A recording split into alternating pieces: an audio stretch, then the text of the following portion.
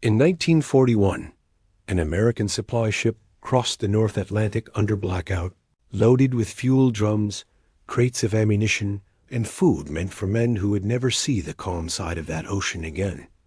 U-boats were the fear they spoke of out loud. But what hit us that week did not leave an oil slick, or bubbles, or a periscope wake. It left twisted steel plates bent outward, as if pushed by a jaw too wide for anything alive today. It left teeth marks that did not match any chart in the captain's safe. And it left sounds in the water that some of us still hear in our sleep 80 years later. So before we continue, make sure you're subscribed and let us know in the comments where you're watching from. Thanks, I was 21 that winter and serving as a junior radio man aboard the SS Harrington, a gray, tired Liberty ship that smelled of fuel, paint, and wet rope. My job was mostly code, coffee, and listening, which meant I had more hours awake than anyone else to stare at that black sea and imagine what was under it. We were part of a slow-moving convoy freighters, tankers, and a single old destroyer weaving half-hearted zigzags as our shepherd. On paper, it was simple. We would haul supplies from Halifax to Liverpool, hold our course, keep lights off, change speed and heading when ordered, watch for submarines, aircraft, mines. No one mentioned anything larger than steel. We left harbor under low cloud and drizzle. The cranes on the docks faded first, then the line of warehouses, and the faint lights on shore. The city smell dropped away, and the air turned raw and metallic. The Atlantic opened ahead of us, a flat gunmetal skin on the first day, with long, rolling swells that lifted the bow and set it down again with a slow, dull rhythm. The Harrington rode low. Her holds were full, and what didn't fit inside sat lashed to the deck in crates and drums and tarped bundles. Every time she rolled, you could feel the weight shift tight against the lashings. The deck under my boots had a slight give to it, the way a crowded floor does at a dance. Our crew was the usual mix in those days. Captain Harlan moved like a man made of rope and old oak. He trusted instruments more than people. He kept his charts under lock, his coffee black, and his orders short. Mr. Kelly, the first mate, had a pencil behind his ear and worry lines carved deep from nose to mouth. He checked everything twice, the lifeboats, the hatches, the cargo straps, and still looked like he didn't trust any of it. In the radio shack, it was mostly me and O'Reilly. He was older, red-eyed from cigarettes, the kind of man who had been on ships before the war and would probably die on one, war, or no war. We had gunners at the bow and stern with old naval guns bolted to the deck, and half a dozen Navy armed guard aboard to man them. They spent their off hours playing cards, cleaning weapons, and staring at the horizon, as if they could spot a torpedo before it left the tube. Beneath us, the engine crew lived in heat and noise, sweating over pistons and valves that never slept. The first days were uneventful. Gray mornings, thicker gray afternoons, nights so black that the bow disappeared 10 yards out, and only the white slash of wake at the stern told you we were moving at all. No lights topside after dusk, no cigarettes, no flashlights. Even the bridge glow was taped and hooded. You learned to listen more in that kind of dark. I sat in the radio room, headphones on, copying positions and weather reports, convoy instructions in code groups. The occasional distress call became too late to help anyone. Mostly it was routine. Frequencies were agreed. Schedules were followed. We acknowledged, logged, and moved on. It was around the third night out that I heard something that wasn't routine. We were on the mid-watch midnight to 4. O'Reilly dozed on a stool with his back against the bulkhead, hands folded over his stomach, mouth open just enough to let out a whistle of a snore. The ship hummed, a steady vibration through the deck plates. The sea outside was calm, only a slight roll under us. I was tuning past one of the lower bands, checking for stray traffic. Between two bursts of static, a deep, pulsed sound came through the phones. 3 slow thumps, evenly spaced, then nothing. I thought at first it was interference, something from our own engine, bleeding onto the line. Then it came again. 3, pause. 3, not code, too slow and blunt. It wasn't the sharp, mechanical click of a key. It sounded more like someone was tapping the hull itself a long way off, and the sound had somehow crawled into the radio. I looked over at O'Reilly, then slipped one earphone off and listened with my bare ear. All I heard was the ship. Pumps, engine, a faint whistle in the ventilation. The 3 deep taps came again in the phones. I glanced at the clock and noted the time in the margin of the logbook out of habit. 2:17. I moved the tuning dial up a bit and down. The sound stayed, not tied to any clear frequency, just sitting under the noise like something breathing. We did pick up submarines sometimes, but their messages were clipped and fast in German, and we weren't meant to be listening to them. This wasn't that. Another 3 taps. I took the phones off and shook O'Reilly's knee with my foot. He jerked awake, muttered a curse, and wiped his eyes with the heel of his hand. "Take a listen," I said, and passed in the headset. He put them on, waited, and frowned and adjusted the dial. I watched his face. The frown deepened, then smoothed. "Interference," he said, and set the phones down. "We're getting some weird bounce tonight. Engine's talking to the set, that's all. Doesn't sound like the engine. Then it's the ocean complaining." He yawned. "Log it and forget it, kid." He was the senior man, so I did what he said. I wrote, "Unidentified low-frequency tapping, 3-pulse pattern, 0217, 0225. Likely interference." Then I turned the dial and went back to scheduled traffic. By morning, I had half convinced myself it had been nothing at all. The sea changed that day. The air grew colder, even though the calendar said we should be moving toward spring. The swells shortened and grew steeper. The sky dropped lower, a flat lid of cloud pressing down. The destroyer ahead of us, USS Caraway, seemed to dig her nose into the waves more than before, throwing white water up over her bow. We saw our first ice that evening.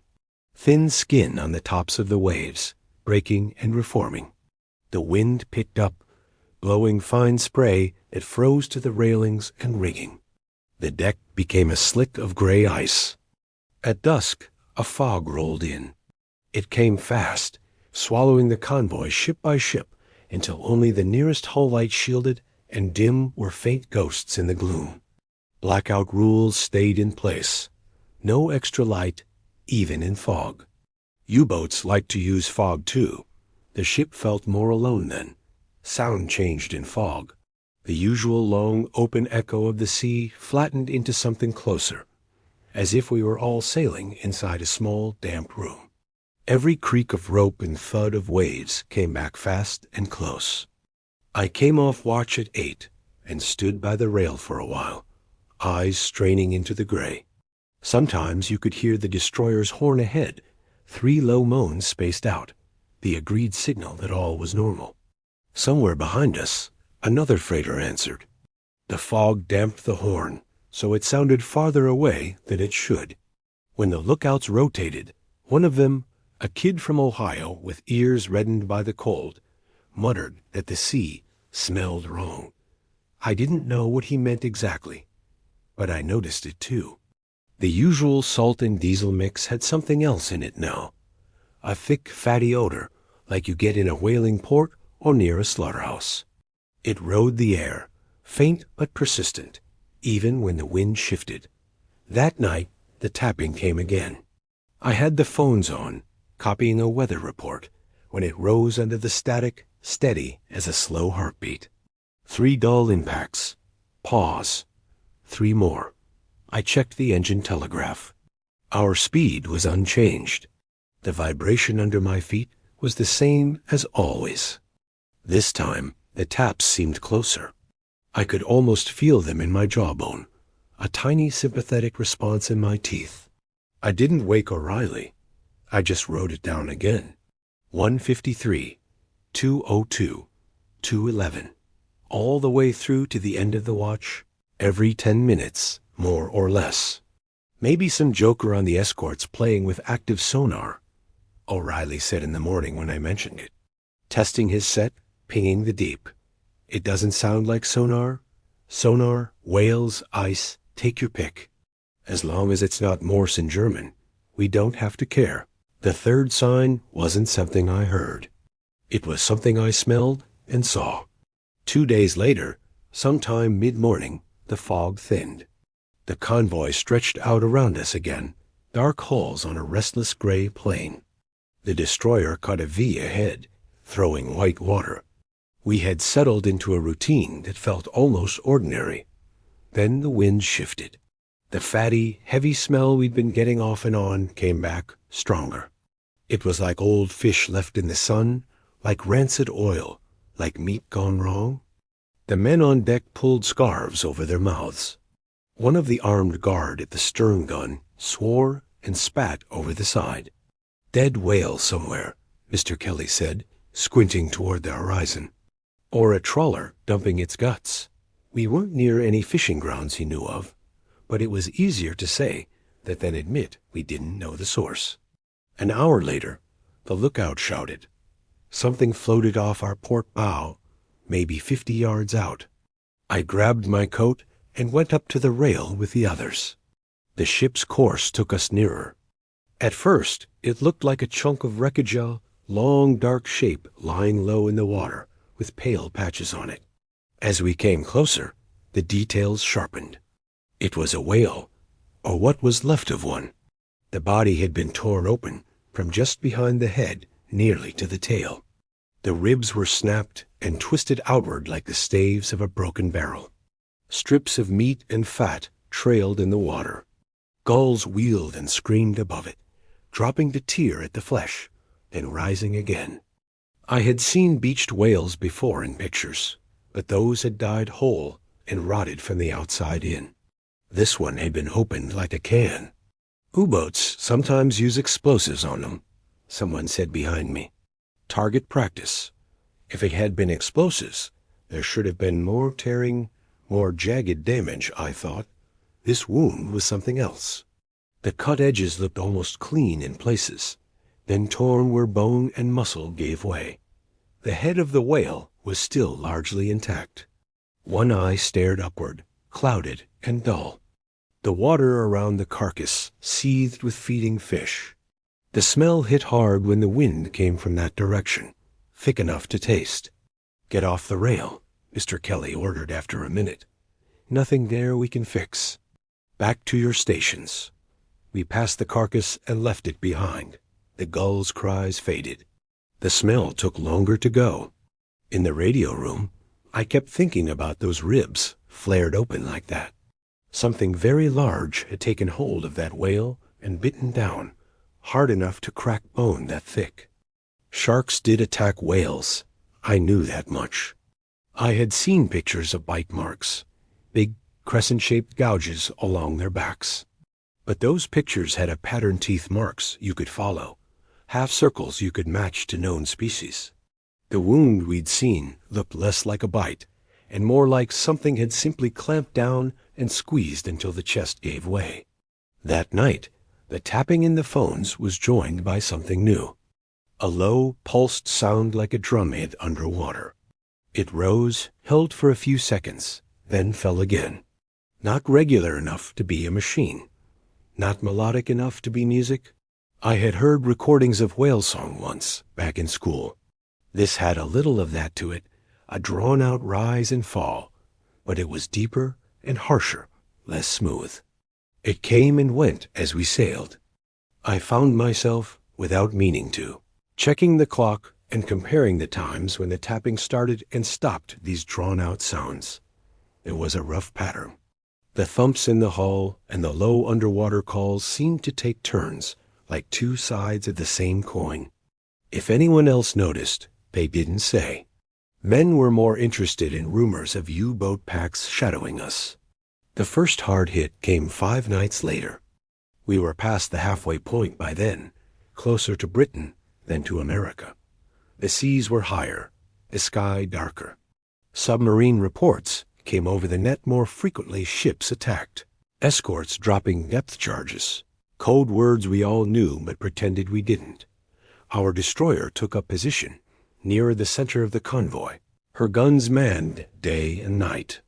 On that night, I came up from the radio room for a breath of air between message windows.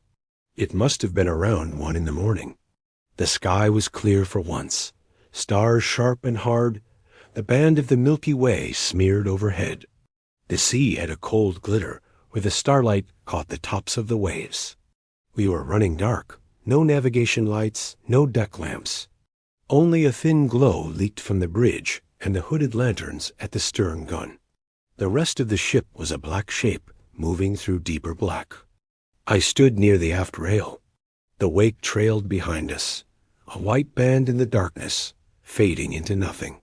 The cold bit into my face and ears. I pulled my coat tighter and breathed in the salt and diesel, grateful that the heavy, rancid smell had faded. Then the ship shuddered. It was not the long, slow heave of a wave, or the short, metallic slam you get when the bow falls into a trough. This was a sharp upward knock from underneath, as if something enormous had risen too fast and struck the hull. Men stumbled. Somewhere forward, a crate slid and crashed against its lashings. The engine note wavered, then steadied. Mine? Someone whispered. No explosion followed. No water plume, no flame. Just the echo of that impact running along the steel, fading into the night. Gunners swung their weapons, not sure where to point them. A few seconds later, the destroyer's horn moaned long and low, a question more than an answer. The convoy's signal lights flickered in brief coded bursts, then died, staying within blackout rules. The hit had come from directly below us, as far as I could tell from the feel. We waited, hearts pounding, for the second strike that never came. When my watch resumed, I sat at the table with my hands resting on the logbook, fingers trembling just enough to make the pen tap. I put the headphones on. The tapping was there almost immediately. Not through the set this time, but in the metal of the walls and the floor. I could feel it more than I could hear it. 3 dull thuds that seemed to come up through the soles of my boots, up my bones into my teeth. Something enormous was moving alongside us below the surface, matching speed, bumping the hull in long, lazy pushes. Not enough to damage us yet. Just enough to make its presence known? The low underwater calling sound came too, somewhere out there in the black. Rising, falling, then gone. I wrote down every time I felt the knock. 307, 316, 324. Always 3 impacts, always spaced a few seconds apart. By dawn, the sea had grown rough. Whitecaps tore across the gray surface. The wind had a sharper edge. Sleep was shorter and harder to find, nerves tighter. Every man on board had now felt that strange hit from below. The captain ordered soundings and hull checks as best we could manage at sea. There were no leaks, no obvious plates pushed in. Whatever had struck us had done so without leaving a visible wound. The convoy plowed on. It was later that same day when the destroyer reported unknown large contact off our starboard quarter. The message came over the network as a coded group, but the words themselves were plain enough when we deciphered them. Submarines were supposed to be small, crouching things in the deep, not large contacts. Large was for other ships, icebergs or whales. None of those moved like this thing did. Probably a false echo, O'Reilly said, more out of habit than conviction. Temperature layers, bits of ice. Sonar's not perfect. The next night, the ocean went quiet. No tapping in the hull. No underwater calls bleeding into the phones. No strange smells. Just wind, waves, and the steady pulse of the engine. Most men relaxed. I did not. Silence, in my experience, is often the worst sound of all. The storm hit on the 10th day. It came down from the northwest, thick bands of cloud and rain that started as a gray curtain on the horizon and swallowed us by noon. The sea went from a choppy gray to something closer to black slate, ridged and broken. The bow punched into waves that sent cold green water sluicing over the deck. The Harrington groaned and shivered and kept going. The convoy spread out and bunched up by turns as each captain fought his own battle with wind and current. The destroyer vanished behind walls of rain, peered again briefly as a dark ghost with white water foaming at her bow, then disappeared once more. Down below, men lay in their bunks or clung to pipes, fighting seasickness. On deck, we moved slow and cautious, hands on rails, backs to the wind. In the radio room, equipment rattled on its shelves. The headphones crackled with static and distant, broken transmissions. The storm chewed up radio waves as easily as it did the sea. Through it all, the sense of something under us never quite left. Every now and then, when the ship dropped off the back of a wave and slammed into the trough, there would be an extra jolt, a softer but more deliberate bump from beneath. A reminder. It was on the second night of that storm that the Harrington finally bled. We didn't know it at first. I came off the mid-watch stiff and tired, eyes burning. The passageways smelled of wet wool and oil. Men slept wherever there was a flat space, on benches, on the mess tables, even on the floor if they could wedge themselves into a corner where the roll wouldn't slam them into something hard. I crawled into my bunk and lay there in the dark, listening to the storm hammering the hull and the low, relentless roar of the sea. Sleep came in short clumps. Sometime before dawn, a different sound cut through. A heavy, tearing screech of metal against metal, and a thud that shook the entire ship. I rolled out of the bunk before I was fully awake and grabbed at the doorway as the deck tilted under my feet. Shouts echoed down the passageway. Boots thudded. Someone yelled for pumps. When I reached the deck, the wind hit like a physical blow. Rain slashed sideways. The ship's stern lifted high and fell again. Through the sheets of water and spray, I saw men clustered near the starboard midship section, where the cargo hatches sat. A set of drums had torn loose. That's what I thought at first. Chains and cables lay snapped on the deck. A gap yawned in the row of barrels, where something had simply vanished. Water poured through a jagged hole in the hull, just above the waterline. No bigger than a truck tire, but enough. The metal around it wasn't pushed inward like from a collision. It was bent outward, as if something from below had driven up through the plate and pulled back, ripping a chunk of steel with it. I saw marks on the torn edge. Not smooth bend, not shatter. Deep grooves ran across the steel, slightly curved, evenly spaced. The wind and spray made my eyes water, but I forced myself to look. They looked, I realized with a chill, exactly like tooth marks.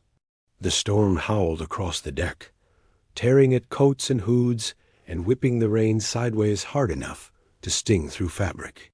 Men shouted, but their words were snatched away before they reached anyone's ears. The Harrington rolled, groaned, and shuddered as if protesting the wound in her side. Kelly barked orders, pointing to the pumps and the temporary patch kit. The Navy boys, already soaked to the bone, ran with canvas, wood battens, and rope. We had drilled this kind of emergency a dozen times, but never with waves smashing at our knees, and a hole that seemed less torn by pressure and more bitten through. I dropped to help, slipping on the slick deck, boots scrambling for purchase. Every time the ship lurched, icy seawater poured through the jagged breach, washing across the plates and threatening to carry tools over the side. "Hold it, hold IT!" Kelly shouted as 3 men tried to brace the canvas over the exterior, but the wind caught it like a sail. Another roll. Another wave came over the rail. The ship groaned under the stress. For one brief moment, lightning cracked across the sky. Just a flash, but in that instant, the sea lit up a ghastly white gray. And below us, in the churning water, something vast moved. A shadow, long, thick, broad as a railway car. It slid past the torn hull with the slow certainty of something that had no need to flee and no fear of being seen. My breath caught, and the back of my neck prickled despite the cold. I blinked hard and tried to tell myself it was wave shadow, storm distortion, anything normal. But I had seen the grooves in the steel. I had felt the tapping in the hull, the thuds in the bones. I had smelled that heavy, rancid presence days before. And now, the shape beneath the waves left little room for doubt. The patch took the better part of an hour in which the storm battered us mercilessly, in which men cursed and slipped and pulled with white-knuckled desperation. We secured the outer canvas with ropes and boards, hammered braces into place, and wrenched the cables tight until the canvas drew across the torn metal like a second skin. The pumps finally gained ground, spitting out seawater faster than it could seep in through the patch. By dawn, the wind eased. The sea was still high, but calmer. Fog drifted in low sheets across the surface. Only then, when the world had stopped slamming itself against us, did anyone breathe properly? Except me, because that shadow, the one beneath the ship, was burned into my mind. As the sun rose behind clouds, painting the fog a weak silver, the crew gathered near the patched hull section. Kelly inspected the boards and ropes. The captain stood stiff-backed, his jaw clenched. "It wasn't a torpedo," one of the gunners muttered. "No explosion. No metal fragments. No submarine rammed us," another said quietly. "They'd never risk that." "And mines burst inward," a third added. "Not outward." The men looked down at the grooves in the steel plates, where the canvas didn't fully cover the torn edges. The indentations were deep, curved, and evenly spaced. One sailor reached out and fit his whole hand into one of the marks. Another mark dwarfed it. Something about seeing a grown man's hand disappear into a single-tooth gouge chilled the group into silence. The captain broke it. "Enough gawking," he snapped. "We maintain course. Get below, all of you. This ship moves, storm or no storm." He said it with force, but I saw the tremor in his hands when he folded his map case. We didn't talk about the marks again, not out loud, but every man who'd stood on that deck carried them in his mind like a stain. That night, the tapping changed. It came earlier, louder, closer, not the gentle thud of something bumping the hull, not the distant pressure wave I'd heard in my headphones. This was heavier, deliberate, and moving. A pause. Then again, 3 slow impacts rising through the deck, through the pipes, through the bones dot. It felt like standing beside railroad tracks as a train passed underground. A vibration that didn't just shake metal, it shook you. O'Reilly looked at me over the rim of his glasses. He didn't say interference this time. He didn't say anything at all, Dot. We worked in silence while the impacts continued. They came and went at irregular intervals, sometimes 10 minutes apart, sometimes 2. The rain returned, lighter but steady. The ship creaked and groaned, and beneath it, something large matched our speed. We weren't imagining it. Not anymore. Around 0300, a new sound joined the knocking. A long, deep moan that seemed to vibrate the entire ocean. It rose from below, throbbed through the hull, and rolled up the metal walls of the radio room. I felt the headphones tremble. The pen on the desk rattled. The tubes in the radio set hummed sharply. I couldn't tell if the sound was heard or felt. It lived in the body more than the air. O'Reilly's cigarette slipped from his fingers. "That," he whispered, "is no damn whale." By morning, the convoy was missing 2 ships. Not sunk by torpedo, not burning, not sending SOS, just gone. We spotted debris at mid-morning, a few planks, a torn life ring, part of a cargo crate. No oil slick, no survivors. The destroyer signaled distress, then rescue formation. She broke from her zigzag path and circled the wreckage. We passed within 100 yards.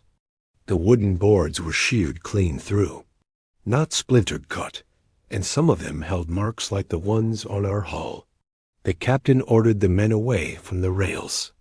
"Eyes ahead," he said. "We keep moving." Most obeyed.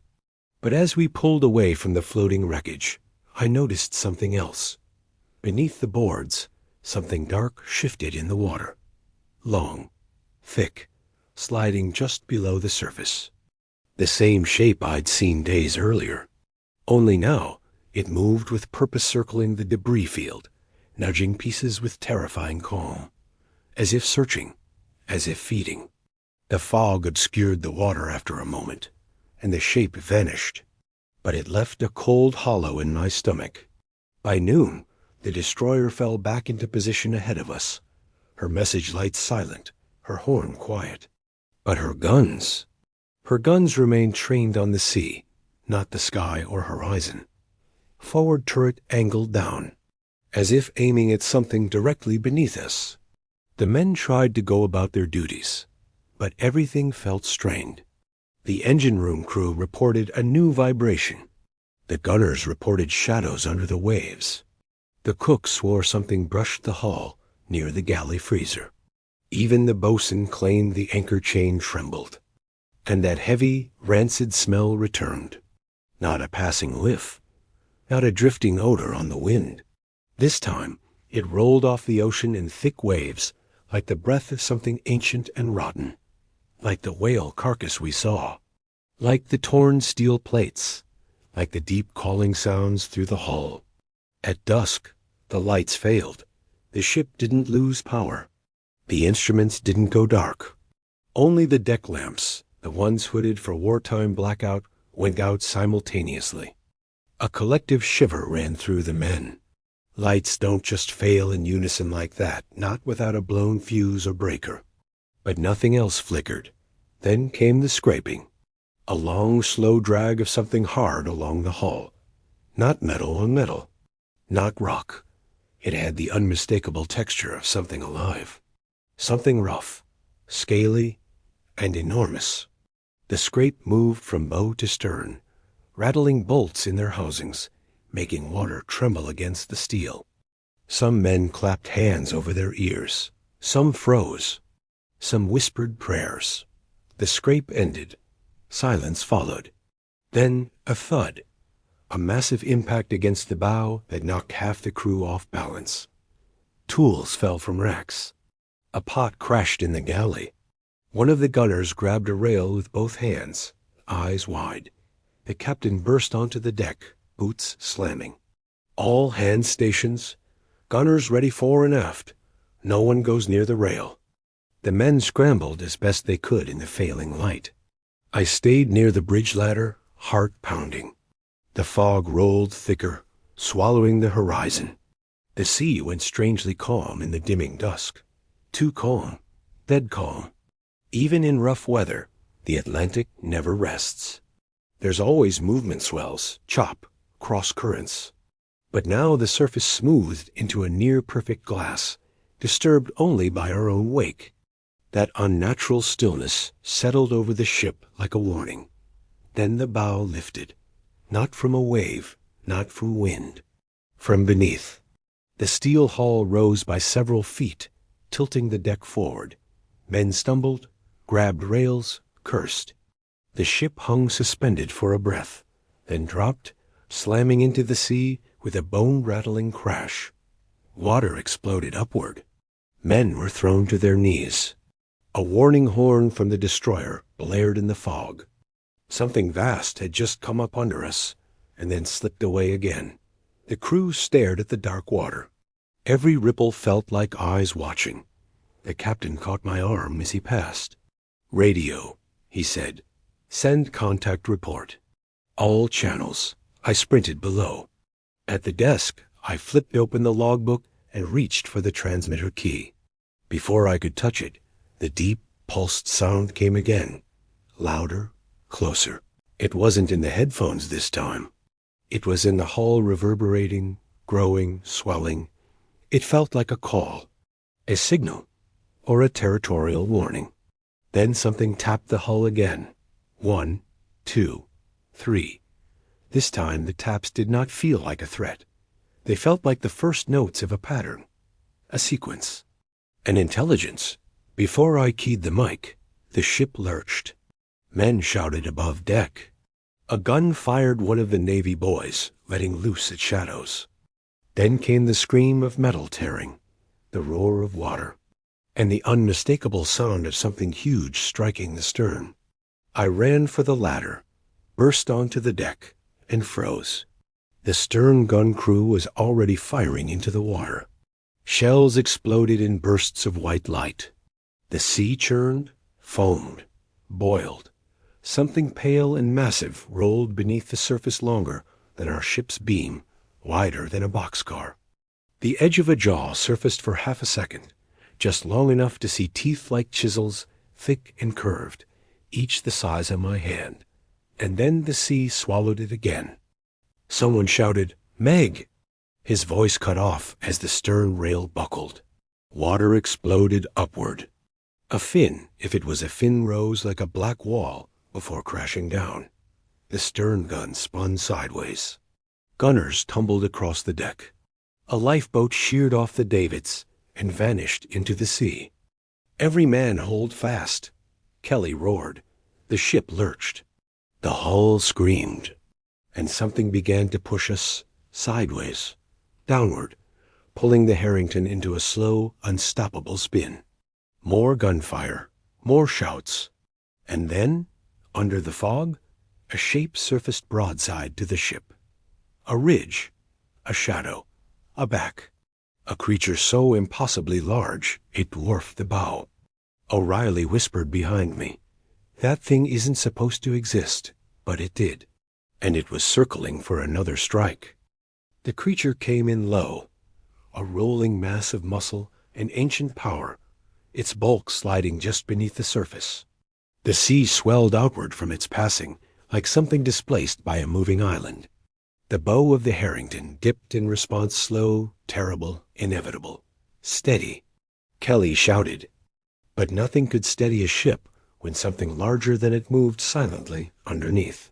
A wave hit us broadside as the Megalodon, or whatever monster this was, shifted its weight. The ship lurched, water sweeping across the deck up to our knees. Men fought to stay upright, grabbing at rails, hatches, anything bolted down. The starboard lifeboat slammed against its chains, straining as if desperate to leap free and flee the thing stalking us. "Keep those guns hot." The captain roared. The gunners obeyed. Shells screamed across the water, exploding in the fog. Each blast lit the mist in violent bursts of white and orange, silhouettes dancing in the flashes. One shell struck the rising curve of the beast's flank as it breached shallowly, a glancing blow. The explosion blossomed across skin thicker than steel plating. When the smoke cleared, not even a dent showed. The Megalodon did not roar. It did not thrash. It simply glided, turned, and descended once more. The deck vibrated underfoot with its passing. The ocean swallowed the sound. And then everything was too quiet again. Silence on the sea is never good. Not in wartime. Not here. And especially not after seeing a ridge of living horror carve its path around a ship it seemed intent on destroying. O'Reilly was beside me, pale, trembling. "Holy Mother," he whispered. That was its back? That whole thing was just its back? A new shape surfaced behind the stern, just a massive, shadowed arc of something rising, curving, and sinking again. It was circling, hurting us, learning us. The captain bellowed from the bridge. "Helm, full starboard. Bring us to 90 degrees. The ship began to turn, sluggish at first, then more sharply as the rudder caught the water. But the moment we turned, the creature surged upward under the port side. The hull lifted several feet, rolling us dangerously. Men slid across the deck, crates slammed against their moorings, and a stack of shell casings toppled noisily. The gunners fired blindly again. A sound rose from under the hull, a deep, resonant pulse like a foghorn built from muscle and bone. It vibrated the deck plates, thrummed in the rails, and settled into our chests with icy claws. "It's sounding," one sailor shouted, "calling something." But nothing answered. Only the fog replied, swallowing the echoes whole. Through the chaos, I pushed toward the radio shack. I had one job: send a distress signal. I had one job: send a distress signal. I didn't care if it gave away our position to U-boats. Submarines were no longer our problem. If anything, whatever hunted us might welcome other prey. I slammed into the shack, dripping, breathless, and through the toggles. Static spat back at me. Tubes hummed and glowed. I reached for the key, but before I could touch it, a deafening blow hammered the stern. The ship bucked. Metal screamed. The lights flickered. I slammed sideways into the wall. The headphones flew from their hook. Men shouted above. Boots pounded. Something heavy crashed across the deck, followed by a splash. I snatched the headphones and jammed them on. Morse channels flickered in and out, convoy ships panicking, calling bearings, calling escorts, calling God. Unknown contact. Massive. Shadow under. Vanished. Voices clipped by fear and static. And then a deep, pulsing moan filled the frequency. Not human, not mechanical, not whale.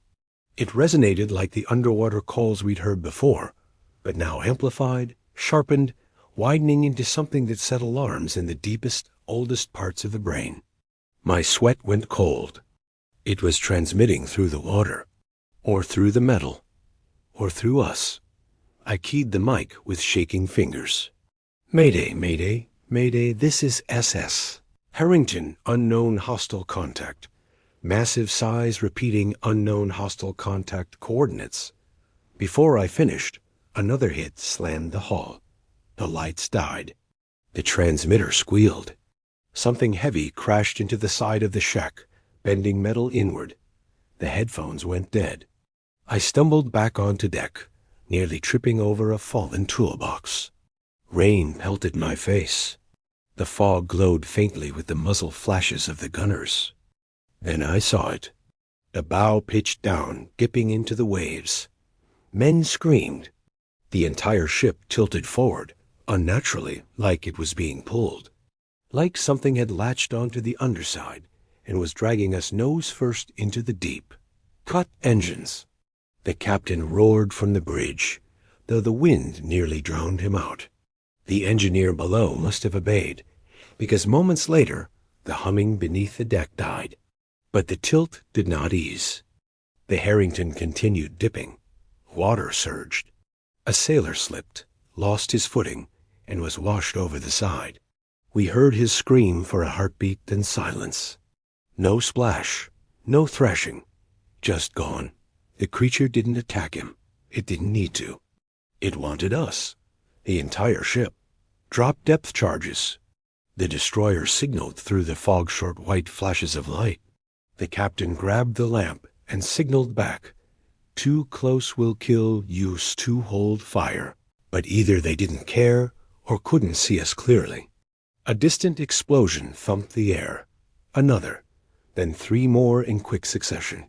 Waves were forced outward in long, violent arcs. Spray hit us like grape shot. The ship shuddered as pressure waves rolled beneath it. The hull groaned. Then, somewhere below, something massive jerked. A shock wave rolled through the ship, nearly knocking us off our feet. A horrible, drawn-out moan deeper than any whale vibrated up through the hull. A sound of pain, anger, or something older. A section of the deck buckled outward in a quick, violent bulge. Bolts shot from their housings. Men staggered back. Then the dragging stopped. The bow rose. Not all the way, but enough to breathe again. A murmur went through the crew. Did they hurt it? Did we scare it off? But the captain only stared into the fog, face white. "It's not running," he said. It's repositioning. He was right. The tapping began again.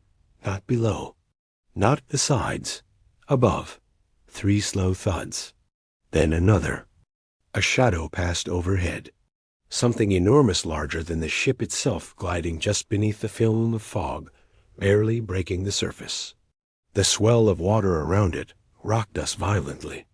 A dorsal fin or something like one broke the surface, arcing like a dark blade. It was longer than our bow gun, longer than our masts, longer than any living thing should be. "Hello, Mother of God," a sailor whispered, clutching the rail. The creature's shadow circled once, twice, then a third time. Each pass drove waves higher, slamming the hull with the sheer displacement of its body. We were trapped. The convoy had spread. The destroyer was focused on hunting. Fog swallowed everything beyond 100 yards. We were a wounded animal, and the Megalodon knew it. "Prepare to abandon ship," Kelly shouted. But the captain snapped back. "No one launches a lifeboat. Not while that thing is out there." He was right. Lifeboats weren't boats now, they were bait. Men looked at him with wide eyes, then slowly backed away. The ship groaned. The water boiled. The fog thinned for a moment, and I saw the monster, really saw it. A massive head rose from the waves, pushing aside the surface like a leviathan breaking free from a long sleep. The snout was broad, scarred, with deep gouges where old harpoons or rival creatures had once struck. Its eyes, small compared to its size, were black pits reflecting the faint lamplight on deck. Its teeth were not long and needle-like like a great white's. They were thick, triangular, built to crush, not slice. Some were broken, some worn down, some as long as a man's forearm. Its jaws opened, revealing rows of those terrible teeth. The water drew backward, sucked into that cavernous mouth. The creature inhaled, as if tasting us. Then its head slipped beneath the surface again. The silence that followed was worse than the sight. Men didn't breathe, didn't speak, didn't dare move. We all waited for the strike, but nothing came. Not for seconds, not for minutes. Just the distant rumble of engines from other ships and the slow throb of waves. Then the sea around us bulged. The Megalodon was rising directly beneath the hull. "Brace!" The captain screamed. But there was no time. The ship lifted, higher, higher, higher, until nearly half the hull was out of the water, riding on the back of the beast like a toy on a whale's spine. For a moment, the world held still. Wind, fog, rain, a leviathan beneath us. Then the monster twisted. The Harrington rolled. Men fell. Cargo snapped loose. A gun tore from its mount and skidded across the deck, crushing 2 sailors before sliding overboard. And the ocean swallowed us in chaos. I hit the deck hard enough to knock the air from my lungs. My ears rang. The world spun, water and fog and shouting. I scrambled, trying to find anything to grab. The stern had dipped dangerously low. Waves washed across it in sweeping arcs, nearly dragging men into the dark. Then the creature struck again. Not a ram, not a bump, a full bite. There was a crunching sound, wet, terrible, unmistakable like steel, folding under unimaginable force. The stern deck caved inward. The ship screamed. Something tore free beneath the waterline. The pumps would never keep up with damage like that. Water surged into the lower decks. The ship sagged, groaned, and listed heavily to port. "We're taking on water fast." Someone screamed. The captain's face hardened. "Now we abandon ship." The first lifeboat hit the water, then the second, then the third. Men scrambled for them, grabbing ropes, helping the wounded, pushing off quickly before the ship dragged them down. But the sea was no refuge. Not tonight. One lifeboat had barely drifted 10 yards before something pulled it under. No splash, no spray. Just a downward yank and the boat was gone. The men in the other boat screamed. Another wave surged. Another boat capsized. The creature was moving under them, picking and choosing, circling like a wolf among sheep. It wasn't killing for food. It was eliminating, driving away threats, erasing us. The destroyer finally broke through the fog like a dark blade, guns firing continuously. Shells burst across the waves. Depth charges boomed underwater. Spotlights cut through the mist and illuminated the massive shadow beneath the sea. Bigger than the destroyer. Bigger than anything the Navy had ever built. A shape so huge it broke the mind's scale. The destroyer turned sharply. The creature did too. And for one terrible moment, both vanished into fog, and a roar of metal echoed across the water. I felt the Harrington sag beneath me. Water poured into the bow. The ship was going down. I staggered toward a lifeboat that still hung on its davits. 2 other men were there, a gunner and a cook, and together we cut the ropes and shoved the boat over. "Go!" someone shouted behind us. I didn't look back. We hit the water hard. The shock nearly threw me overboard. The cook grabbed my collar and pulled me inside. "Row!" He yelled. We did. Away from the Harrington. Away from the destroyer. Away from the impossible shadow beneath. But the sea was boiling. And something was rising. The lifeboat pitched violently as the water beneath us heaved upward. It felt like the entire ocean was swelling, lifting not from wind or wave, but from a massive bulk rising through the depths. The cook gripped the gunwale so hard his knuckles went white, while the gunner dug the oars into the churning surface, trying to push us away from a force no oar could outpace. We spun sideways, caught in a circular pull. Foam and slicks of oil swirled around us. Far behind, the Harrington groaned a final time as her stern dipped, the bow rising in a grotesque final gesture toward the gray sky. Her hull cracked with a tortured wail. Then she began to slide beneath the waves, drawn faster than gravity alone could explain, as if something had claimed her. Men still on her deck scrambled, clung to rails, slipped on the tilting steel. A few leapt into the water, thrashing through the froth. The rest were swallowed with the ship. The fog closed over the sinking hull like a curtain.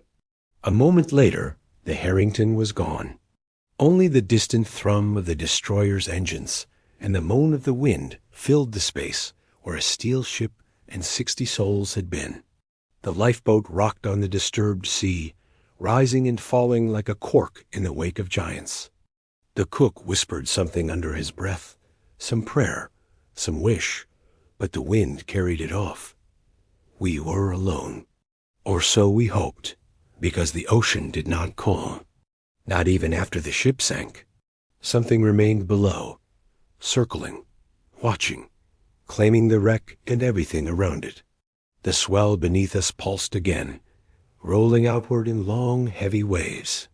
Something massive was shifting down there, moving with slow, purposeful weight. The gunner stopped rowing. "God help us," he murmured, cheeks hollowed, eyes fixed on the spot where the Harrington had vanished. A deep groan came up from the water, vibrating the bottom of our little craft. It was a sound like metal, bending under unimaginable strain, like a barn door dragged against stone. It was alive, felt more than heard, a reminder that the monster had not gone with the ship. It had merely changed targets. "Row," I snapped, grabbing one of the oars myself. "Row, now!" But the oars fought us. Every stroke felt dragged, resisted as if the sea itself held on. The fog closed around us thicker than before, cutting the world to a small circle of gray. The destroyer's guns boomed somewhere distant, but we could not see her, nor she us. The echo of her shells rumbled like thunder in the storm clouds overhead. The gunner rowed, the cook rowed. I rowed. And for a moment, just a moment, it felt like we might gain distance. Then the water beside us darkened. A shape longer than the lifeboat itself slid beneath the surface, a shadow moving fast. A cold stripe of dread ran from my throat to my spine. The gunner froze mid-stroke. The cook's eyes bulged. The shadow passed, silent, wide, too fast for anything that large to be real. It circled once, then again, faster. The lifeboat spun in place, caught in the pull. Water sloshed over the side.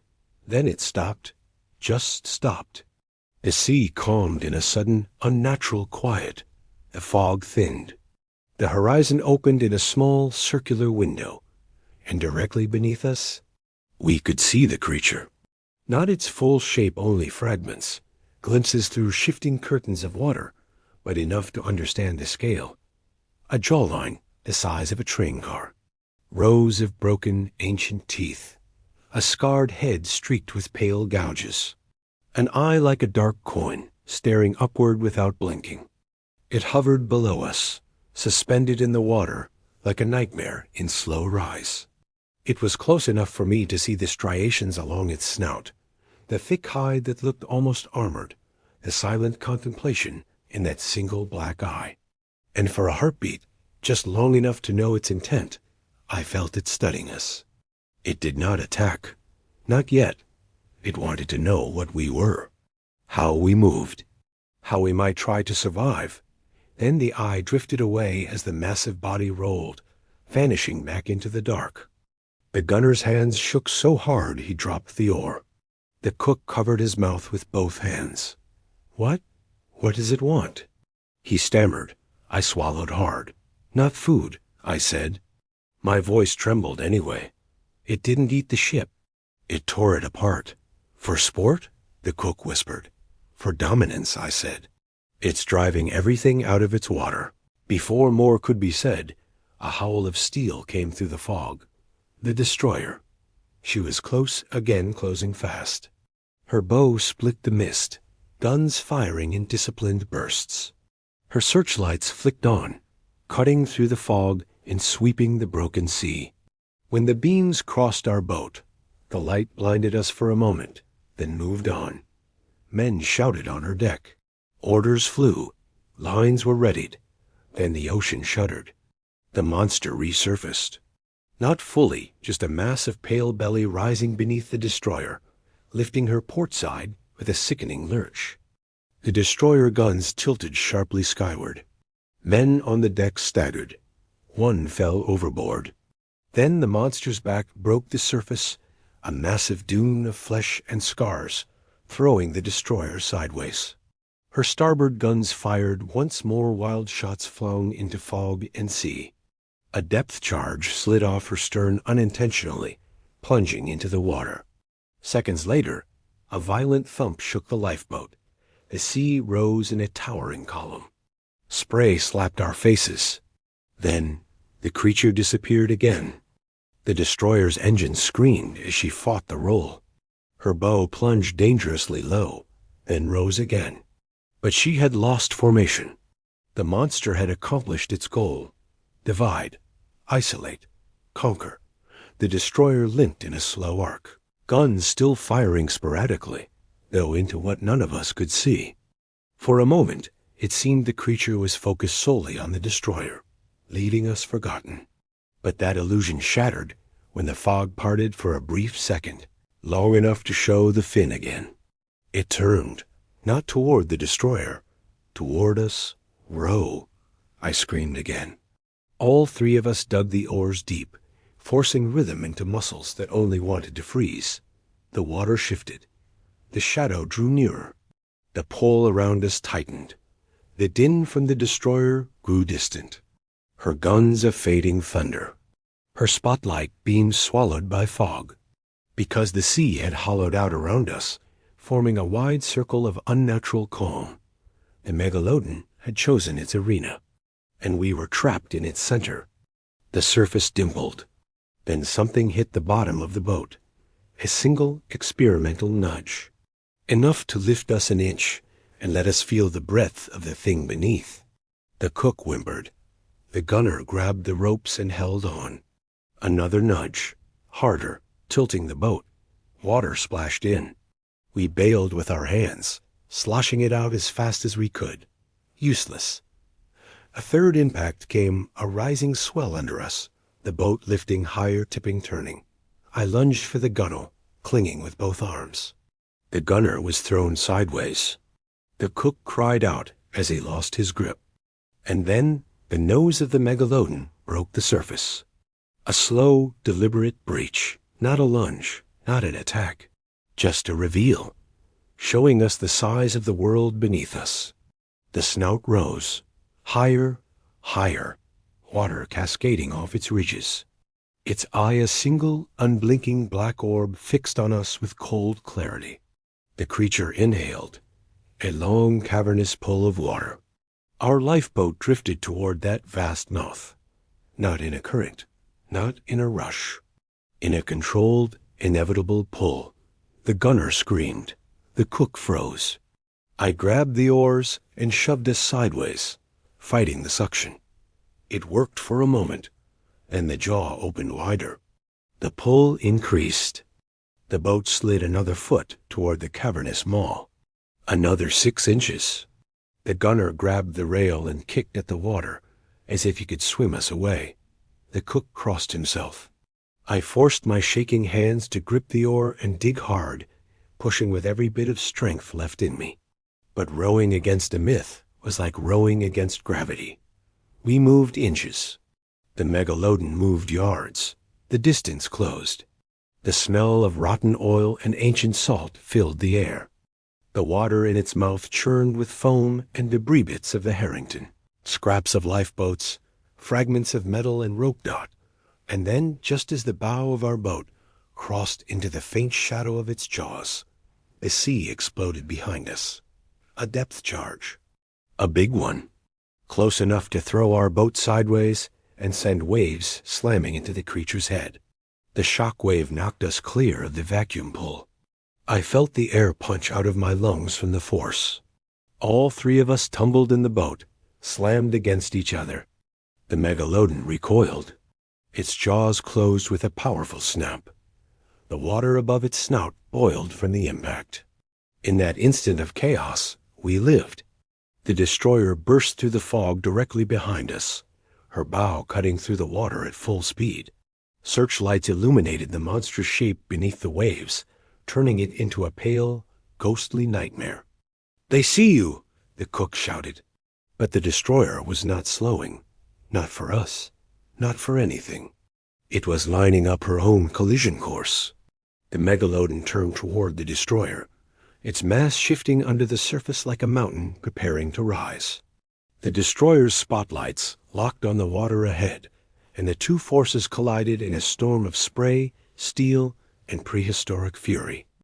The destroyer hit the Megalodon with a sound like a mountainside collapsing into the sea. Her reinforced bow plunged into the rising ridge of flesh and bone, not cutting through it, but slamming against it with enough force to shake the ocean itself. The entire ship seemed to buckle in the middle. Her forward guns snapped upward at impossible angles. Men were thrown from her deck like rag dolls. The sea erupted. A geyser of white water rose 50, maybe 60 feet into the air. The fog tore apart in that instant, shredded by the violence of the impact. The world became a blur of spray, steel screams, and the bellowing roar of a creature that had not feared anything in millions of years until now. Our lifeboat nearly overturned. The wave from the collision slammed against us, flipping the little craft almost on its side. I clung to the gunwale with both hands and screamed wordlessly as water filled my eyes, ears, and mouth. The cook lost his grip, and I lunged against instinct, grabbing the back of his coat and hauling him back in as our boat crashed back upright. The gunner pointed, face pale, jaw slack. "There! Look!" The destroyer's bow rode up onto the beast's back, just long enough to prove how massive the thing was. For a brief moment, it looked like the ship had tried to mount a moving island. The monster's scarred, pale flesh rippled under the steel hull. Then the Megalodon twisted. The destroyer rolled. Hard. Harder than any vessel could survive. The ship's starboard side rose 10 feet, 20, then nearly vertical. Men slid screaming across the slanted metal, crashing into rails and tumbling overboard. Depth charges tumbled loose and dropped into the sea. One detonated early, sending a column of steam rising between the destroyer's twin screws. And then the Megalodon rolled fully onto its side. Its massive white belly breached the surface like a continent of living flesh. The destroyer slid down it like a toy ship on a tilted tabletop. For one heartbeat, the ship seemed perched on that enormous, pale slope.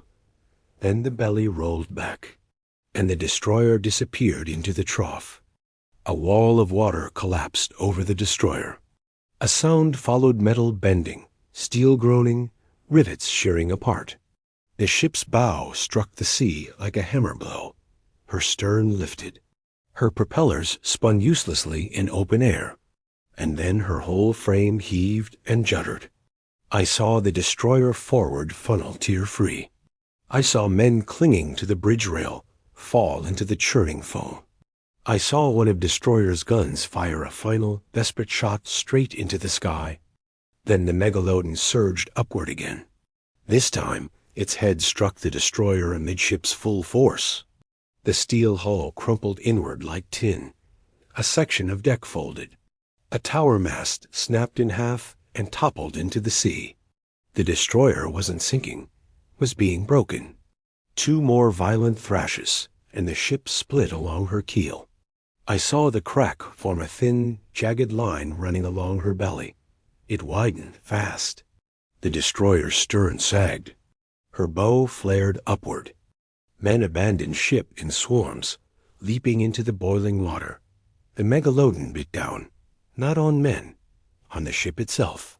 Its jaws clamped around the stern section, teeth punching through steel plates like paper. And then the monster shook its head. Once, twice, a final jerk. The destroyer tore in half. The stern vanished beneath a crashing wave, pulled down by the weight of the engines as the hull flooded instantly.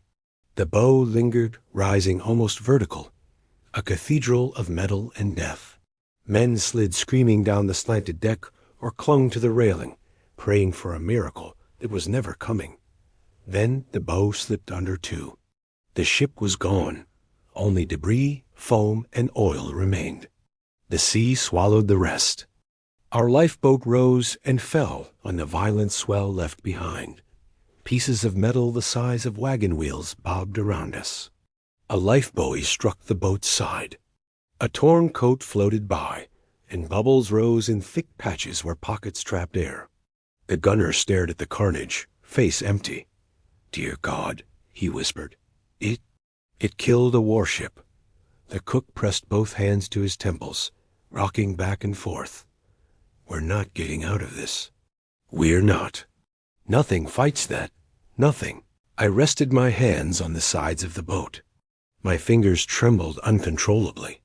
I had no reassurance to give either of them. We had just watched a creature, older than nations, tear apart a vessel built for battle. A destroyer the pride of naval escort duty had been reduced to wreckage. And we were sitting in a rowboat. The fog thickened again, swallowing the horizon. The water around us bucked with lingering turbulence. Somewhere far beneath, the Megalodon circled. I could not see it, but the pressure in the water told me enough.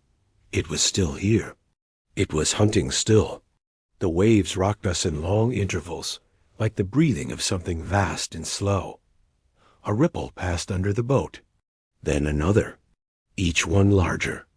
The cook whispered, "Please go. Please just go." But it wasn't going, not until it decided it was finished. We drifted, powerless, waiting. Minutes passed, or maybe they were seconds.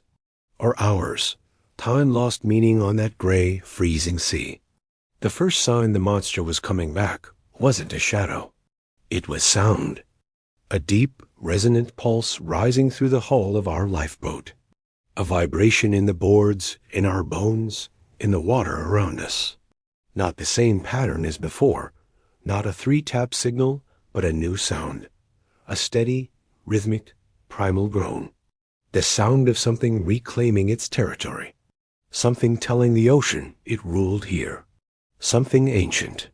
The gunner gripped the oars again, though we all knew rowing wouldn't help. He dipped one blade into the water, began pulling us away from the spot where the destroyer had gone down. I wanted to tell him it was pointless, that it didn't matter where we were on the surface. The beast had pinned us like a needle on a map. Then the water ahead of us bulged upward.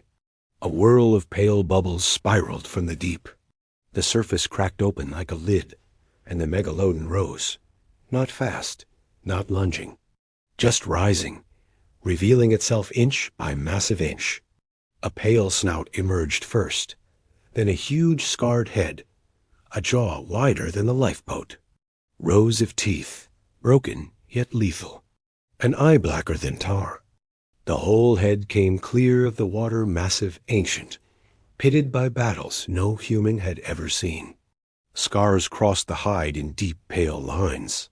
A harpoon from some forgotten past jutted from the side of its jaw like a toothpick lodged in a titan. It hovered there, watching us, studying us. The Megalodon's presence crushed the air around us. I felt my breath tighten, my pulse slow. It was as though the ocean itself held still, giving way to something older than time. The gunner's voice shook. "Don't move," he whispered. Maybe if we're still." But before he finished, the Megalodon dipped its head. Then it moved, not toward the boat, but beneath it. The sea swelled. The lifeboat rose, tilted, balanced on a wave created by the creature's passing. The gunner grabbed the side and screamed. The cook clutched the seat, eyes wide, rocking with terror. And I foolishly, desperately looked down. Through the thin film of water, I saw the full length of the beast pass beneath us. Not all at once, just sections. Ridges of spine, thick scars, a fin like a dark sail, then more body, and more, and more. It seemed endless. A leviathan of living muscle and ancient power, gliding with the confidence of something that feared nothing. And then the tail, a massive sweeping crescent of flesh and bone, moving with slow, deliberate grace. The fin passed under us and rose, slightly lifting our boat a few inches, before the creature continued its slow arc. It circled once, twice, then vanished into the fog. For a long time, long enough for our breath to return, we saw nothing, heard nothing. The ocean smoothed, finally, losing the violence of the past minutes. The fog drifted back, curling around the lifeboat, sealing us into a world the size of a room. The gunner wept openly now. The cook whispered prayers between sobs. And I sat rigid, staring into the fog, waiting for the next rise, because I knew it wasn't over. Monsters do not break ships, kill, steal, and dominate oceans for sport. They do it to define the limits of their territory. And we were still here, inside those limits. A faint rumble rolled through the water. Then the tapping returned. 3 slow, measured strikes coming from the deep. The creature was calling, summoning, or marking. But before the rhythm completed, something else broke the fog. A sound, a distant, thunderous drone. Aircraft. I looked upward. Clouds tore apart, revealing the faint outline of a twin-engine patrol bomber descending from the gray. Its engines echoed across the water like salvation. Then another sound joined it, the crackling pop of a flare igniting overhead. A bright red streak shot into the sky. The plane had seen us. The cook collapsed forward, sobbing. The gunner waved frantically. I lifted my arms, shouting hoarsely until I saw the plane bank sharply toward us. But the Megalodon heard it too. The water behind us churned. Bubbles rose. A massive shadow moved fast. The plane descended lower, dangerously low, its engines roaring. A door slid open on its fuselage. Something metal protruded. A crewman leaned out, readying equipment. But the Megalodon was rising again. The gunner screamed, "Hold on!" We clung to the thwarts. Then The Megalodon surged upward behind the boat, jaws open. Not fully, but enough. Enough to crush wood. Enough to swallow a man. The plane dove. A metallic clatter sounded overhead. A canister dropped from the aircraft, trailing smoke. It hit the water 10 yards from the creature. A heartbeat later, an explosion punched the air. Water rocketed skyward. The shock wave threw our boat sideways. The gunner tumbled out, screaming as he hit the water. The cook reached for him, fingertips grazing his sleeve. Then the sea surged. The Megalodon's tail rose a dark, sweeping shape and struck the water in a brutal arc. A wall of water hit us. When it fell, the gunner was gone. The cook screamed his name, reaching into the frothy mess. I grabbed him and pulled him back, because the water beneath us still churned with something enormous. The plane dropped another canister. Another explosion followed, closer to the creature. The Megalodon recoiled, disappearing beneath the waves with terrifying speed. Then the plane dropped smoke markers, bright orange plumes breaking across the sea. Grabbed the rope. Someone shouted from above. A weighted line hit the water beside us, trailing a long lifeline. I seized it with both arms, the cook clutching my waist, and we held on as the plane banked hard, straining to pull us through the rough water. Behind us, the ocean bulged again.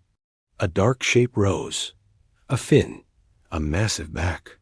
Then the head, black eyes fixed on us. It surged forward. The plane's engines roared. The rope tightened. We skimmed across the water. The monster closed. The distance shrank. 10 yards. 6, 3. Its jaws opened. And then the plane dropped its last canister. The explosion erupted directly in the creature's path. The Megalodon vanished behind the blast. Water rained down. Smoke covered the sea. When it cleared, the creature was gone. The rope dragged us faster now. My arms felt like they would rip from their sockets. The cook sobbed into my shoulder, unable to look back. The plane climbed slightly, towing us toward a second aircraft approaching from the east. Within minutes too fast to believe, we were pulled alongside an inflatable raft dropped by the second plane. Another rope was lowered. The cook scrambled aboard. I followed, collapsing into the raft as men in flight suits hauled us in. The last thing I saw before the fog swallowed the ocean behind us was a long, pale shape sliding just beneath the waves, turning silently away, its massive tail the last part to vanish. It wasn't wounded. It wasn't scared. It was simply done with us. We had drifted beyond its boundary, and it let us go. I spent 3 weeks in a military infirmary. The cook's name was Thomason, never fully recovered. The gunner's body was never found. Naval intelligence questioned us for days. What we saw, where the destroyer sank, what damaged the Harrington, whether we had encountered an enemy super submarine. We told them the truth. They wrote something else down. Accidental collision, storm damage, convoy dispersal, losses attributed to wartime hazards. And the Megalodon? They did not write about that. At night, I still hear the tapping. 3 slow knocks rising from the deep. Pattern older than ships, older than charts, older than us. The ocean forgets quickly, but monsters do not. And somewhere out there, in the cold gray Atlantic, beneath miles of shifting water, something still circles. Something ancient, something enormous, something that once rose enough to look me in the eye. And I know, if the deep ever calls it again, no ship afloat will survive the answer.